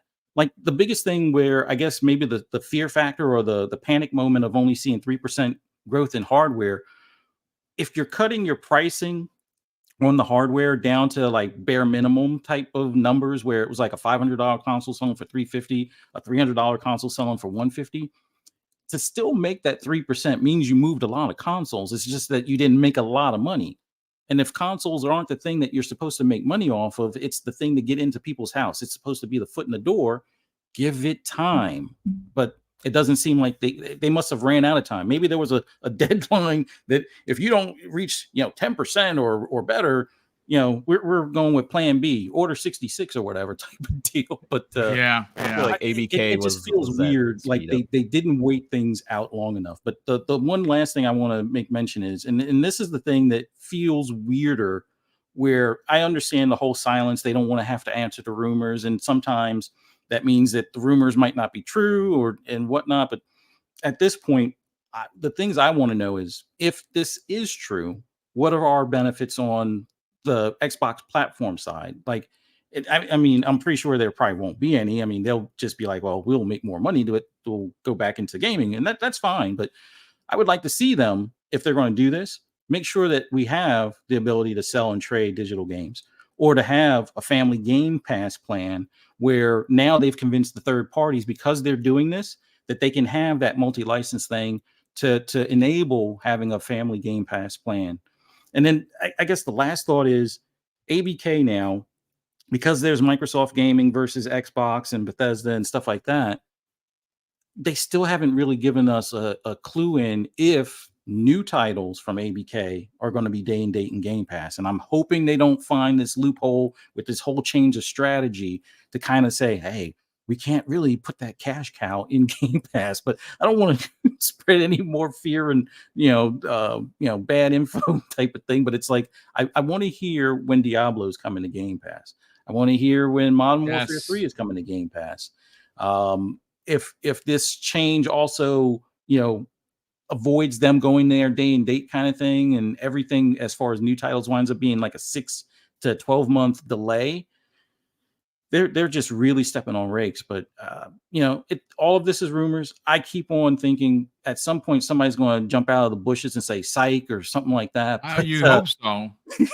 Yeah. It just feels like if maybe this is their thought experiment. Maybe they leak these rumors to see how the community would accept it. And if they don't accept it, maybe they change, or maybe they try to craft messaging. They'll be like, oh, hold on. We'll get you the digital game, sale and trade and stuff like that to go along with it. Or we have family Game Pass, and that's what the other consoles have to have, where they have like a curated, first party only Game Pass plan or something. But I don't know. Like at this moment, my adjusted buying habits are third parties will be probably on Steam at this point moving forward, because if console sales are going to start to dwindle, let's say, just for example's sake, I want to be able to have my library where I don't see PC going anywhere. And I was always hesitant to hop back into PC, but this kind of makes it a little bit easier. And my Xbox will be my Game Pass exclusive, and my PlayStation will be the exclusives that they have that appeal to me. And then my PC will be my main gaming hub with my Steam Deck as my portable version of it. But we'll see how this all pans out. I hope they come up with some sort of response here soon. I mean, obviously they don't have to, but it would be. No, they have to. I know you're trying to be a gentleman, but they owe the fan base an explanation. There are rumors. There are narratives being spun through these rumors. I'm not buying into any of them. I think I'm right there with Web Dave about he's not willing to report on these rumors as fact. But again, they are coming from several of the people that I at least look towards that are credible. And I think that considering that everything that you just said, you have already said that third-party games are not going to be purchased on Xbox because you have no confidence that the brand is going to have hardware for you to play these on. Yeah. That ultimately is a freaking problem. And I think to Hargeet's point, which welcome back, Hargeet, and we got to get 3-bit in here, and we'll come to Dave afterwards. That there, if the console base shrinks, someone is going to look at that console base and be like, why should I put my game there when I'll just go over here that has 75, 100 million versus 20 million, right? Or and again, this is the long-term effect. They're going to look at Xbox and say, okay, you want our game on your console. It's going to be much more than what they were charging Sony, because Sony has 100 million customers. You have 19. You know what I'm saying? And that is ultimately going to be a problem. 3-bit, before we bring you in, brother, and first of all, welcome. Let me catch up on Super Chats. My God, there's been so many of them. We have here Simon Brandy drops a £2 Super Chat and says, I need a rant from Gaz to feel better. I'm fuming. And then you have a right to be. Nerds and Other Legends, welcome to the program. He drops a very generous $10 Super Chat and says, isn't PC the largest install base? I believe it is, yes. If they can't succeed there, what makes them think they'll fare better on PlayStation at the cost of driving Xbox hardware into irrelevance? That is a phenomenal question, and I hope that is a question that Phil Spencer is asking Amy Hood and the other guy, the CFO from Xbox, because I think they're looking at decimals and numbers. Tim Stewart, and yeah, thank you so much. And not asking the honest questions, because there are some long-term effects to this. And I mean, look, I'll say this as I continue. If Sony PlayStation players are not buying first-party games, which we know that they don't, that's a fact, folks. Every game, if you look at the way Nintendo sells first-party, it's ridiculous. They're almost 1-to-1. Now, granted, they're not 90%. They're probably in the 60s, high 60s low 70 percentile when it comes to like one of their majorly popular games. The 1-to-1 versus console attachment rate. It's unlike anybody in gaming. How is Xbox, which is a hated brand, which people dump on their games all the time, how do you expect that a said game, regardless of how good it is, if Sony can't sell a new God of War to 50 million copies, if they're having trouble, folks, getting Spider-Man to 7, 8, 9, 10 million at this point because it's an amazing game, no pun intended, but they're having trouble making the money back that they spent. $315 million they spent on that game. They can't sell enough copies right now. Spider-Man. What do you think one of an Xbox game is going to do on PlayStation? They're chasing ghost funds, ghost revenue. That's what they are chasing at the expense of the millions of fans that they're going to really they're just going to destroy what Xbox is. But again, this is just for context, it's just assuming nothing has happened yet, and I'm a little disappointed. I think someone put in one of my DMs that CNBC canceled. Now, I don't know why they did, but supposedly Phil is not going to be on CNBC tonight, which is a bit of a problem because that means that we're still waiting for a response from Xbox, and that is a problem.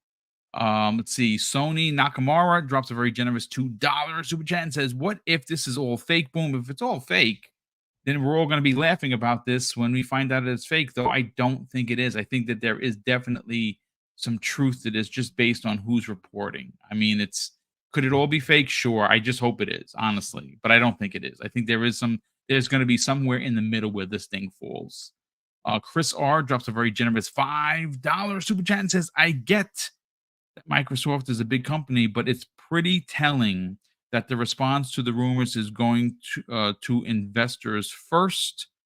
I mean, I get the investors, but again, Phil Spencer saved Xbox once. Maybe he can do it again.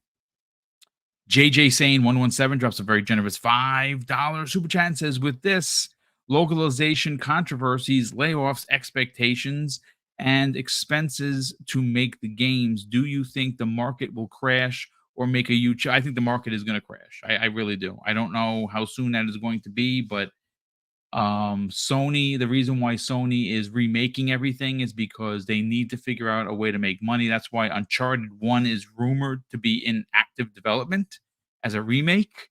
And they've remade pretty much everything to try and sell it to the people who are new to the brand and people to spend $10 to upgrade. That's just how they're making money because the cost of games is just out of control. Let's see. Atticus drops a very generous $2 super chat and says, "Jez said Xbox isn't on CNBC today." Yeah, brother. Thank you so much for that. Jax82 drops a generous $10 super chat and says, "I'm not giving up on Phil. He's done too much for me as a gamer and a fan of Xbox. What he says today will change everything. I will still game on Xbox. I'll wait until next gen. I'll wait out on next gen. This gen has been a letdown. I mean, for a lot of, they're just about to start cooking. That's what's annoying about this. We have the Kevy Bear drops a very generous $2 super chat and says, Game Pass hasn't taken off because marketing is I don't know what that is. I don't know if that's I'm not sure what it is, but I mean, they have 30 million subscribers. Should it be 50? Should it be 60? Probably, but they needed the games. The games they're just about to launch. Dreadful Sean drops a very generous $20 super chat and says, could it be possibly that Microsoft is working on making the Xbox OS into its own OS like Windows that you could download onto third-party machine, PC, making everything more PC and less console? Microsoft equals software, not hardware. But they've already committed to doing the hardware, and it would be a breach of trust to the millions of people like myself. I don't play on PC. You can buy one for me, and I wouldn't play there. I want to play on the bomb ass TV that I have that I spent a lot of money on, tip of the spear TV. That's where I want a game. And I understand you can, stream it over to. I don't want to do that. I want a box under my TV because I'm an old school gamer. I understand kids these days, they don't care what they play on, but I still do. So even though I may not be the demographic, I still matter. And Phil said that they're not abandoning consoles, then they shouldn't abandon consoles because he told me so. But that's a great point, Dreadful. Thunderdome Gaming Society, who's been a channel member for 5 months, says all of this is based off of fabricated rumors and fake data mine leaks. Grubb, Warren, and Paul Tassi are not good sources for news. Wait for the official word, brother. Listen, we are waiting. We're waiting in idle. And we're just talking about it. I'm not keeping it as gospel, at least not yet. Tyler Stanley, welcome to the program, Tyler. He drops a very generous $2 super chat and says, why won't Phil come out and speak on this? Because they are in crisis mode, trying to figure out what to say, how to say it, and when to say it. High Octane drops a very generous $5 super chat and says, Xbox is becoming a Steam competitor. Forget the console war, guys. And it definitely is, for sure. No doubt about that. Dean Rivera drops a very generous $5 super chat and says, if they go third party, Sony is going to get away with some bad business. Higher game and console prices and no more innovation due to no competition. I mean, they wanted $100 games. Sony did. They wanted $80 games, and they might get their way, which is bonkers to me. So I'm going to stop there, and I'll catch up the other ones in a hot second. 3-Bit, brother, welcome to the program. We've been talking in a DM in one of our gaming news group DMs. You've had a lot to say on this. What are your thoughts on this, man? I have a lot of different thoughts on it. I guess my main thing is you have the executive money side of the conversation where you're starting to understand why they possibly went this way. I think it all started with ABK. Them having ABKs was more of an accelerant. I feel like it's Microsoft possibly getting more involved on the Xbox side of things. Like, you guys wanted them more involved. They're like, all right, let's see that money. So I'm seeing it from different lenses for that side, and then when I think about like Sony and then Xbox, where Sony is so concerned about hardware sales, and getting those hardware sales. Like, look, we sold how many million PlayStations, right? And then you really go into the numbers, like, but like 2 or 3 million haven't been turned on. And then you really go into the numbers of even the software sales for like Spider-Man, for example. Like, look how much we sold, and they start making up like different categories to break records for all these games. And then you look at the actual numbers of what Sony is actually getting for Spider-Man. It's like the contract they have with Marvel's like half their budget or even more. So they're barely making a profit for a lot of these games, right? So when I'm looking at it from these lenses of like Sony trying to sell all this hardware, but the software sales aren't matching up with these AAA budgets and all this different stuff, it's just, I don't know, man. it gets into this realm where I think Microsoft is looking at these. They I mean, they have all the numbers, right? But they're just looking at the scape of where it's going, where Xbox could be going as a platform, becoming more digital, going third party. I don't agree with it. I think there is power to having exclusives. I think having exclusives tied to an ecosystem can bring more people into Game Pass, like more on a recurring basis. That's just what I think about it. I think I agree. Letting other systems dictate a market is what Microsoft was doing with the Windows Phone. Like, they had the Windows Phone, and then they're like, well, it's not doing well, let's pull out. And they pulled out at a really bad time, because that they could have been that other, that other phone application according to like Apple and Android, whatever. They could have been that third option, but they pulled out. And I feel like they're just at this sort of finishing line, not really a finishing line, Yes. but they just got all these studios, they bought it up, and I think it would benefit them to actually follow through with that strategy to Yes. see how much profit they can make from those studios. All right. So that's what I think, right? That's what a lot of people on this panel probably think. But I mean, according to these rumors, that's probably not what's gonna happen. So I'm like half on it. I'm just like, okay, if they're just gonna do it, just like screw it at this And point. it's I but feel like you they could have see to that you're go. dejected, and you're coming from a Yeah, Xbox fan. You're also a developer. You also help, folks, if you didn't know, worked on Fable, which is currently in yeah, active development, which is a big deal. And but from a fan's point of view, yeah. they are at the cusp of bearing fruit on some of the things that have been in development for years. We're just about to see the brand take off. We just saw Indiana Jones shake the tree, and people, again, I got to bring him up because he's a pretty big YouTuber. John Campia talked about, and again, I said this. He did it. I'm only repeating what he did on the air. He literally have a tantrum on the air that he didn't want to play Indiana Jones on PC, even though he has one. And he didn't want to play it on Xbox. He wants to play on his PlayStation. He doesn't own an Xbox. He'd have to go out and buy an Xbox. That's one of those zeitgeist titles that they have that they went out of their way, which we learned from the freaking the trial, that they actually said, "Hey, Disney, we want to keep this exclusive," and they kept it exclusive. And it's still, as of today, when they tweeted about it today, Bethesda, it's still exclusive. But is it? Right. And I'm that's just what's happening.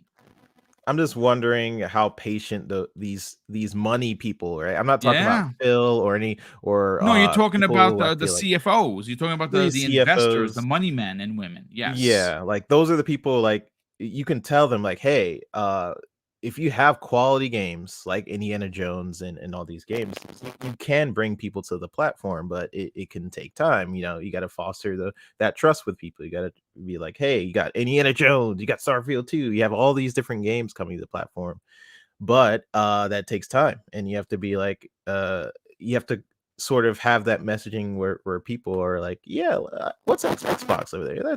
That's pretty cool. And I think something they need to make clear to people is what is the sort of criteria for games that are going to be multi-platform, that having that sort of like what is going to happen with the hardware. I feel like that needs to be stated. Like Fuzzy was saying, like, well, having exclusives is the one thing that sort of differs from one platform to another.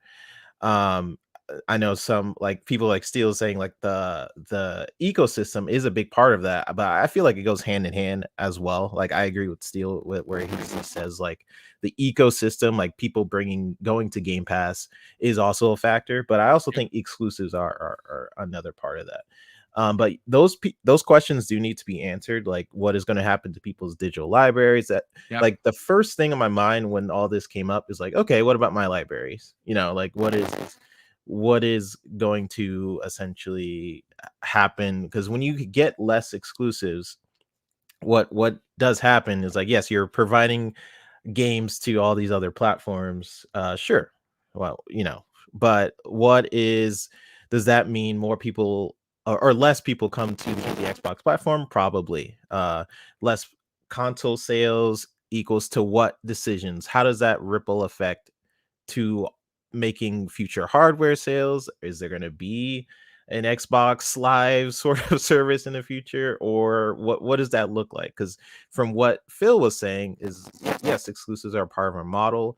Game Pass is a part where we see games is where we're going to see Game Pass. Like that's where you can essentially find our ecosystem. But with all this news, how does that change? How does that ripple into other things? Does that affect how games are being released? Does that affect Game Pass being a thing? Or all these need to be kind of answered, because it's not just a simple like, oh yeah, games are going to other platforms. Yeah. Yeah. It's not just Absolutely. that's simple thing. It does affect other things, and I mean that's what we're probably going to be talking about most of the week. Yeah, Right? no, we're Just gonna seeing how that until can and affect again, that. until the talking heads actually have something to say, all we can all we can do is kind of talk about, like talk amongst the Xbox community and say, hey, listen, this is what we think should happen. This is what we don't like. And I think that the more we have this conversation, the more that, again, I don't think you have to be radical. I don't think you have to threaten anybody. Certainly don't do that. I don't think you have to use big curse words or every curse word in the book to get your point across. I think we can have these conversations. I think people from Xbox are probably listening, and I think they're seeing what's happening. There is a decisive seismic shift in the community, and there's a lot of infighting, which I hate to see, to be honest with you, because this is a peaceful channel. We don't want to fight with anybody. We want to, I'm not saying kumbaya for everybody. I'm saying that we enjoy just hashing it out, having that conversation without being, extra pointed. And I think it's happening in the community now. It's very sad to see, Yeah, I but think people are people need frustrated. to just wait. I Yeah. know that's hard for a lot of people to they, a lot of a lot of the stuff is not even confirmed. I feel like a lot of the games that they are announcing could be fake. I'm sure there are some titles that are coming to the platform, but I think people are just piling on at this point for engagement. I think we all just need to kind of just wait and see Yeah, yeah, no, it's true. an It's true. official You're announcement. Not absolutely to right. say that they aren't going to do any of this stuff, but it's hard to say without any official confirmation. Like we can speculate, and that's kind of what I'm doing at the moment, right? Just speculating, like what does this mean for the future of the brand? But at the same time, it nothing is confirmed. The only people who know who what's essentially going to happen is Satya, Phil, and Sarah Bond at the end of the day, So yes, we have our journalists and stuff like, oh yeah, I heard from this guy and I heard from this guy. Sure, that may be the plans, and then tomorrow they'll be like, that wasn't a good idea, Right. So it really just like a wait and see at this point. No, it's true. It's true. Listen, Dave, we're gonna get your hot take on this, brother, and we're gonna get everyone out of here. But let me catch up on super chats. My God, there's literally so many of them. It's outrageous. Thank you so much for the crazy generosity, ladies and gentlemen. We have here. Let's see. Make sure I didn't miss anybody. Um. Okay, I did get Dean Rivera. Nikki B drops a very generous $5 super chat and says, I'm not doom and gloom, but tough to believe Microsoft backs their customers as strong as they've been doing since the start of the gen. Still hashtag holding the line though. And you know what? You should. You absolutely should. Helava drops, who's been a channel member for 28 months, does puts just simply a gif with the zippered mouth. I don't know what that means, brother, but thank you for the ridiculous super support for the channel. 28 months, that's a long time, and we appreciate it here very much. Oh, speaking of kumbaya, septic sauce. Wait, is he available? Jump in, bro. Gaz, if you're available, brother, let me know. DM me immediately, and we'll get you in here. Septic Sauce drops a very generous £5 super chat and says, "Now you'll understand why I went hard pause on Xbox. But what do I know? Kumbaya, my lord, kumbaya."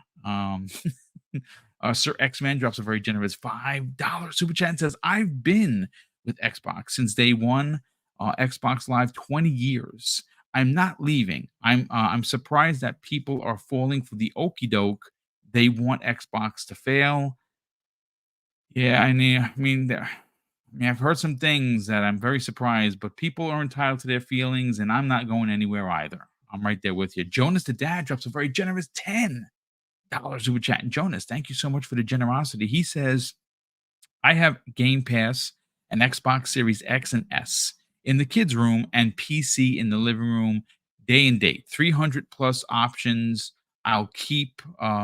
I'll keep Game Pass forever. 1 year later, if PlayStation wants to pay $70 to $100, I'm good with Xbox monies. Hit the like button. Thank you so much. Appreciate that, Jonas.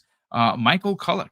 Michael, welcome to the program, brother. He drops folks a ridiculous $20 super chat and says, if the rumors are true and the reason behind them is due to low hardware sales, it's Microsoft's own fault pushing Play Anywhere. They literally tell people that they don't have to buy an Xbox. Perhaps Day and Date has to go. I hope not. I think Day and Date is an incredible, quote unquote, exclusive to Xbox.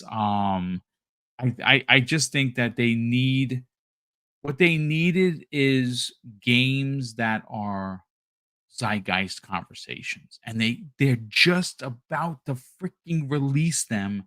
Console sales will follow when you put the games that they're about to put out in 2024. Why couldn't they have just waited a little bit longer? I don't know. Danny P drops a very generous $2 super chat and says, interpretations on Monday, the new norm. Thanks, Gamsley. Sir X-Men drops a very generous $5 super chat and says, Sony started this war with the ABK Microsoft only. Enemy was Google and Apple as the threat. Now Sony is on the list of enemies. Sony isn't getting anything. They're getting something, dude. I just don't know what it is. And I hope that it's just, honestly, with if there was no PC releases, I can see Microsoft having a problem moving software where, we weren't enough. But they're selling like hotcakes on PC. I don't necessarily know if they need PlayStation, and I don't think PlayStation gamers are going to buy the games. I just don't. I really don't. I think you're going to see low sales. But we'll see. We'll see, brother. Stitch 6669 drops a very generous $2 super chat and says the Xbox brand is dead if this really happens. And that's the sentiment from a lot of people. Hadari Mac, welcome back, Hadari. He drops a very generous $5 super chat and says, my neighborhood grocery store sells vinegar in a similar plastic jug that Hargeet is drinking from. It's Poland Springs. I don't know if it's coming through or not. It's blocked out. I don't know why that is. That's probably because of the green. There it is. There you go. Yeah, I like Poland Springs. That's what we drink as well. Hey, Poland Springs, if you want to be a sponsor, we drink your water. I mean, reach out to me. Andy Hart, who's been a channel member for 21 months. Andy, welcome, sir. He says, loving Suicide Squad on the X. It's phenomenal. Play that game, folks. It runs better than the PlayStation 5. And personally, I have no problem with Xbox putting games on PlayStation. More money for Xbox. I mean, there's that. I mean, they can use them to build up their studios, and I get that. Elemental PO drops a very generous. Oh no, he's been a channel member, folks, for 22 months, bro. It's very kind of you. He says, I've seen what happens when you don't get the third-party support, even with more power. If Xbox loses its games, then third-party support is out. That's my fear. And a lot of people are asking that. And I think that both Fuzzy and Hargeet really drove those points home. Michael Kullick drops an additional $20 super chat. Says, I do find it hard to believe that they would change strategy this quickly after they confirmed in the FTC hearings which games would be staying exclusive. Starfield and Indiana Jones. It can't be because of the FTC fear. MS1. Yeah, I this is a rush to judgment, in my opinion. Max Deplo drops a very generous, or Delplo drops a very generous £2 super chat, and he actually doesn't say anything. Max, welcome to the program, brother, and thank you for the generosity. We have Patrick Morgan, and I think we're almost caught up. Drops a very generous $5 super chat and says, Gamsley had a different opinion from everyone else. That does not mean he was being combative. Let's not do that respectively. I mean, listen, he's allowed to. That's why he's here. He can have a different opinion. We normally don't kind of argue like that on the air. But he obviously he was asked to join the show because he wanted to be a part of the show, and here he is. We're not always going to agree, but we don't get into arguments live on the air. That's something we do not do. So thank you, Patrick, for the generosity. Mayor drops a very generous $5 super chat and says, "This is what happens when you drop $70 billion. You got to make the ROI, or of course, the return on investment, quick when you are in third place. When we all play, we all win, baby." Yep, I hear you. Elemental PO drops a very generous $10 super chat and says, "Microsoft titles going. The PlayStation will have parity. Did you know during the Xbox 360 era, Sony had devs porting the same games, but they had to add exclusive content to make their versions better? Dirty tactics." Yeah, they've always been a dirty company. They've been doing that for years. Whole Grain Bread drops a very generous $5 super chat and says, "Make this make sense to me. Why would Microsoft/Xbox enforce multi-platform when Xbox experienced record quarters back to back without being multi-plats?" Yeah, I said that in the beginning. You're absolutely right. Jonas the Dad drops an additional $5 super chat and says, third party does see numbers. PlayStation sells 50 million units, but only 2 million copies of games. Scalpers have all of the units. They have a lot of them for sure. Let's see. Okay, so we are nearly caught up. Sony Nakamura dropped an Good additional bond. super chat. Says, "I really think this is fake. Pancakes and ice cream." I mean, I hope it is. Let me see if Gaz got to me. See. Okay, so Gaz, if you can't join, brother, don't sweat it at all. We'll get you on here another time. Dave, I apologize, brother. Let's get you in here. Let's get your hot take on it. Obviously, you had a lot to say last night. Phenomenal show, of course. Thank you. Let's anything you'd like to add? Well, I think we kind of preface this show with the same thing, that as of right now, this is all just rumors. Right. And even if there are definitely credible people that we believe in the industry and insiders and things like that have proven true in the past, until it's as officially announced, this is still just rumors. And that's why we're talking about it, because it is a hot topic and a lot of people are talking about it. A lot of people we know and trust are talking about it. But there is no absolutes at this point in time today, right? At this moment, Right. This could all just be something run rampant, and maybe some sort of plans that are in the works that have maybe been overblown and extremely blown up by some PlayStation fanboys that are just like, whoo, it's over, the war's over. Dude, you ain't winning nothing. Just saying. So we all know that no matter what, Microsoft is having their best year so far, and with stuff that got coming out, it's gonna be a great year. And I'm just, personally, I'm just gonna focus on that. Have a great show. Talk about everybody, all the information stuff we can, and as things break, for sure. Like I said, this is definitely a topic. We talked about it last night. That's why we had we had Tim Dog, and then we brought in Paris Lily and Hargate, and Retro and all. We're all just talking about the things that were going on, and it was lively and it was fun. But no matter what, we still prefaced it and continued to drop it throughout the show. It's still just rumors. So a lot of people are getting upset in the chat and they're like, I'm ready to quit. I'm going to forget about Xbox, blah blah blah. I wouldn't do that just yet.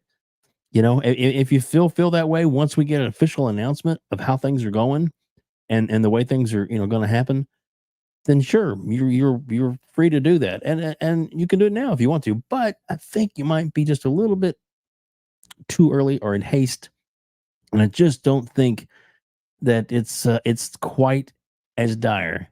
They did have a big move. They did spend $70 billion.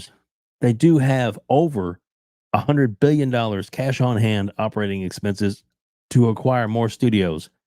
That was said by Satya and by Phil. So we know that they're still planning on more acquisitions. Has things changed? They can. It's business. And know what everyone always says?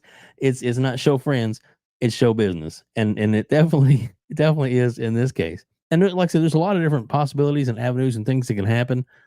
The reason a lot of people are getting passionate about it, which I understand, because we're gamers and we're fans of gaming. We love talking gaming. All of us on this panel love that and are passionate about that. It's just a matter of just keep that in your back of your mind that this isn't whether it's Speculation Town, which is good, we love that, Mav. Shout out to you. But we just don't know yet, and it's like, put it this way, it's still a rumor until it's not. That's what I got to say. Listen, you've been banging that drum all show last night on all the show, and you know something, you are absolutely correct. I think that, folks, we have, okay, I don't want to say we have limited power as consumers, because we're fans, right? We're fans first, right? That's what we look at ourselves. We are consumers. We have a voice. I think that you can get out there and you can explain your distaste. You can explain it any way you want. You feel betrayed, you feel however you feel, put it out there on the socials and at all of the executives. Let them know. Let them see how disappointing people are. Again, we're not boobs. We understand this is a business, but some of these moves seem a little rushed when you're not giving your chance, your titles that have been, in years in development, are just about to hit. They literally are just about to hit. Why not let them cook, let them breathe, let them bring people? Because it's not just one game that's going to get you in. Starfield got in a lot of people, but if you put out a Forza, which they did, and people are like, well, I never really been to driving it, but this is kind of cool, right? And then you put out a Hellblade, and you put out an Avowed, and you put out an Indiana Jones, which is a licensed IP. People start to see a pattern, and people are like, "Wow, I'm glad I got invested in this," because, like Netflix or Peacock or any of your favorite, um, channels that you subscribe to, they have new content and consistent content to bring you in. Microsoft is on the cusp of doing that and bringing it, like, a lot of it. If they just give the console a chance to breathe, they're going to sell consoles. So, I mean, again, it's all a rumor, right? I understand, and Dave really, really nailed it perfectly about, hey, listen, these are vetted individuals within the gaming media who we do look towards for news and clarification, but has not been confirmed. And until Yep. it is, we're going to continue to talk about it as it's not been confirmed. When it's confirmed, then we can go. You can jump, and jump down and have a tantrum all you want, and whatever is going to make you feel better. But we're still gonna be here. We're still gonna address it, and we're still gonna have good conversation. Hey, Like I Boom. did today. Yes, sir. I did drop just a little something of good news in the private chat. If you want, I don't know if you. It says Nintendo of America is going to tune in at 2 p.m. Eastern tomorrow, February 8th, for a Nintendo Direct live stream featuring over 40 minutes of information, mostly focused on Nintendo Switch games launching in the first half. I wonder if they're going to sneak in there the Switch 2 information. I don't know. But that. Thank you so much for that, Dave. Super appreciate it. So let me just catch up on these last super chats, and then we'll get everyone out of here. Highlander 001, very generous friend of the program, who gifted 5 Double Barrel Gaming memberships earlier, drops an additional $5 super chat and says, I said on my Twitter that if Microsoft does this, they are telling people who might want an Xbox to buy a PlayStation 5 or PC. It will make third party go to PlayStation 5. Phenomenal point. That's exactly what Hargeet said. Forza Legend dropped a very generous $2 super chat and says, as long as my Game Pass is there, I could care less. I mean, that's a great point to have, brother, because it's value, and it's value to you. Chris R drops a very generous $5 super chat and says, I think the gaming division was allowed to be more free when it was a smaller portion of the company. Moving above Windows is making it more corporate. Phenomenal point. And that's exactly what the fear of Everborn, Saga, and KSL were. They were like, yeah, this is great, but it may bring those peering corporate eyes. And, well, here we are. Big Mad Mo, welcome to the program, brother. Thanks so much for being here. He's been a channel member for 21 months, and he says this will always be with the Xbox as long as there is one, period, point blank. On another note, shout out to you and the panel. Hashtag boot on next season. Shout out to you, brother. Thank you for supporting the channel, and thank you for the kind words. Labara drops a very generous $5 super chat and says Xbox sales could tank to a level where Microsoft no longer sees it worth investing the R&D and production cost and will shuffle their consoles, will shutter the consoles altogether. I mean, that's the biggest fear. Absolutely. But again, Jez did put that out there. Like I've read it live on the air. They have they're not going to stop making consoles because they know people want to buy it. But will those consoles be relevant to the third party market to put their games there? That's the question. Hey, And Boom. last, yes, sir. I'm sorry, I made a mistake. It was just posted about that Nintendo Direct, and even in the post, that was last year's. Oh, The date is 2023. I guess I got excited because somebody posted it as in like it was no, today's it's news. cool. I was like, oh man, cool. Nah, listen, Yeah. brother. Thank you for the Sorry, clarity. guys. Listen, I these just didn't things want happen. that was on me. Yeah. I No, I saw it and I thought, oh, that's cool. That's great. Maybe I should Dude, be a I've little done that careful. live on the air. So listen, it's just Oops. don't even sweat it. Tim the Sorcerer, last but not least, super chat of the day, drops a £2 super chat and says hashtag folks, hold the line. Indeed, we are trying to, and we're going to Amen, hold the brother. line here. We are going to hold the line here. Let's get everyone out of here. Hargeet, I'll start with you, brother. I don't know if you got meetings, but I want to get you out of here on time. Obviously, we had Septic Sauce here. Obviously, we're big fans of Asa. And of course, they represent an amazing brand known as Game On Daily, where Septic Sauce rules with an iron fist, and Asa the Ninja will get you when you least expect it. Sell the brand, brother, and more importantly, tell everyone where they can't find you on social media. Yeah, so gameondaily.com, youtube.com/gameondaily, and check out Septic Sauce, which is the YouTube channel for Gaz, and his Twitter as well. And it's Gamsley helped me out. It was gaming. I can never seem to remember it. Arcadia. Arcadia. Yes. Gaming Arcadia. For what was Game on Asa's channel on YouTube, and Gamsley and Deadly Headley and Asa do a podcast on Thursdays. Check that out. It's at 3 p.m. Eastern, I think, right? Yes, it is. And then check me out on I'll possibly be on Game on Daily at some point, but we have our go live on Saturdays at 4 p.m. US Eastern time on the main Game on Daily channel. And then there's Fonz and me are co-hosting Games Talk Live on Sundays at 6 p.m. US Eastern time. Check that out next Sunday. Unfortunately, this last Sunday, Fonz is not feeling well, so we had to skip. So we'll hopefully come back. Maybe we'll do something in the middle of the week, but otherwise we'll probably see you next Sunday. And of course, on Wednesday, primetime gaming on Boom's channel. I think hopefully we'll have something to talk about because we'll see. Yeah. News just keeps coming, right? So we'll see that. And you want to reach me? I'm only on Discord and Xbox, and it's H Chani on both of them. Yep. Catch you guys next time. Yeah, thank you so much for being here. Gamsley, brother, let's obviously, being that we're talking about Asa, we're talking about you have a show with Asa on Thursdays with Deadly Headley as well. That is Thursdays, 3 p.m. Eastern Standard Time. It is a new show. It launched last Thursday. Obviously, you're going to be joining us here on Mondays to kind of catch up and chop it up with the gaming news. And again, obviously, listen, you had your opinion, brother. Stand strong to your opinion. There's no hard feelings on this panel.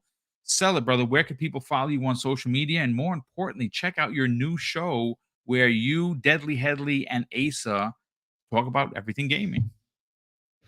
Yeah, so you could obviously find the Xbox Series podcast on youtube.com/gaming Arcadia. As we said, every Thursday at 3 p.m. Eastern time. And also here for lunch at 12.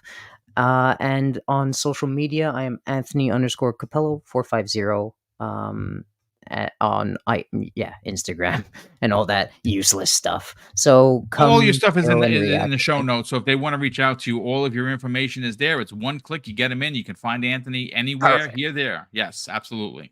Awesome. So thanks to you guys for having me on again, and I'll see you next Monday. Absolutely, and you know brother. what, guys? Without conversations like that, people's opinions don't get moved. And no, listen, I find brother, that well, it's not about. I find that the most enjoyable thing is level-headed discussions that can shed some light. and that's it.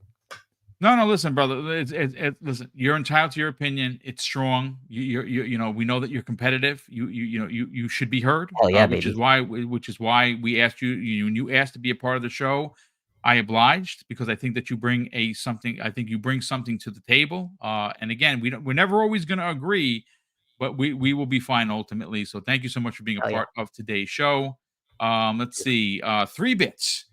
Welcome back, brother. So great to have you here. Obviously, for many, many years, he was a part of the Xbox Factor podcast on Tuesdays, but now he's all grown up and he's all doing lots of work. And 3-Bit Brand, brother, where can people find you on other podcasts on a weekly basis? And more importantly, where can people reach out to you on social media? Yeah, started on the show, man. Always will give Boom props. This is where I started podcasting and being part of the community. So always props to you, Boom.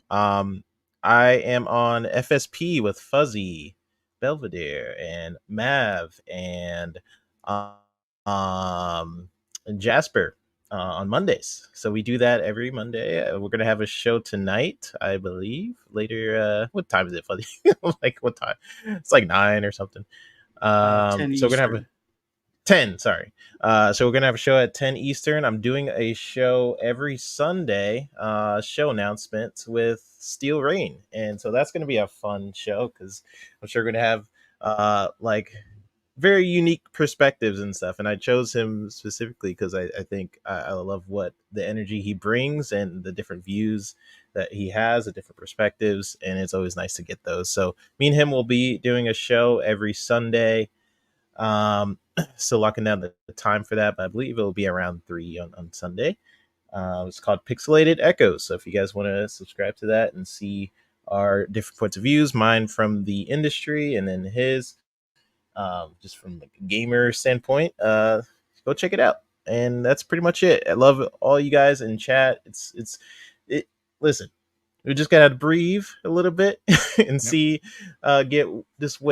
Let's just wait till everything is confirmed, and then we'll see if all this stuff turns out to be true. But other than that, love y'all. I'll see you guys in the next one. We certainly will. Web Dave, brother, sell the brand. Talk about last night's show where they could check that out. Record-breaking numbers for the Gamers Council podcast with yourself and obviously Retri. That is a show that saw again record numbers for the first time, and it was a very, very well produced show. If you missed it, definitely go check that out. All of his information is in the show notes. Hargeet Chani was there. Myself was there. You had Tim Dog, and of course, Paris Lily popped in as well to give his takes on it. Talk about it. Sell the brand, brother. Talk, where can people subscribe? And more importantly, reach out to you on social media. Well, again, thanks for having me on, Boom. I always love being on here. If it wasn't for you, I wouldn't be here at all. So thank you so much. And man, it's great getting everybody's opinions and stuff. And chat was on fire. And Boss My Lethal Popple keeping it safe for everybody. Thanks, Papa. We appreciate you. Indeed, And Boom. Thanks again, man. Thank you so much for having me on. Well, thank you. Super appreciate you being here each and every week. And Fuzzy Belvedere, sell the brand. We're trying to get you to 500 subscribers on your YouTube channel, where, folks, if you didn't know, it's the best place for anything and everything in the racing genre, as well as him being a part of many podcasts to give his pointed opinion. And more importantly, Fuzzy, where can people find you on social media? Oh, as always, thank you for having me on here. It was awesome being on here, having this conversation with you guys. Always love having different views on things and hearing them out. And even if we agree to disagree, it's always great that, we share the same common goal as far as being gamers and enjoying gaming. And as with everybody in the chat, thank you for checking us out. Greatly appreciate you taking the time. Don't forget the key thing, enjoy gaming wherever it may be, wherever you choose to play. That's going to be the key thing moving forward. Outside of that, just enjoy. Let's see what the news bears as far as if this pans out or if it doesn't. We'll find out, but at the end know we'll soon still enough. we'll still have some games to enjoy any way you look at it. But thank you so much, guys, for checking us out. Greatly appreciate it. If you want to hear my rambles and rants on anything else gaming related, just follow me on the app formerly known as Twitter at Fuzzy_Belvedere. You can also find me, as 3-Bit was saying, on FSP later tonight, 10 p.m. Eastern Standard Time, on Fun Speculations channel. And then hope to see everybody back here for Breakfast with Boom Friday morning, 10 a.m. Eastern Standard Time. Hey, let's enjoy some games. Take care. Thanks Absolutely. again. Once again, folks, a big thank you to all of the super chats and channel membership messages, as well as the crazy good channel membership support that we are getting. I did, and if you're going to see, because I'm going to upload it after the show, we are adding 25 new icons that Sean Labrie made for the channel. So you can, when you're in the chat, you can throw those icons up there. The ones that we have are nice, but we needed an update, and we can add a significant amount of them. So we're going to be adding those this afternoon, and they're there permanently. And then shout out to Sean Labrie, who's, of course, one of the most talented artists I work with on a regular basis. Again, thank you for supporting the channel with your views. We had over 1,400 people here. If you are just finding the channel for the first time, please consider subscribing. I do this Monday through Friday, 5 days a week. All great panels, all great content. You know what we don't do? We don't hate monger or sell you falsities just for clicks. The title is what the title is, and we come here and we hash it out and we talk about it. And hopefully you like the show enough to subscribe to the channel today. And of course, I'm going to close out the show with something that's incredibly important to me, folks. Hopefully one day be important to you. And that's something that my dad taught us when we were kids. And he would say, Craig, treat others how you want to be treated. And also, it doesn't cost anything to be nice. You live by those rules, son. I can guarantee you're going to have an awesome day. So take care, everyone. And we'll see you next week on the newest episode of the Xbox Lunch Break Special.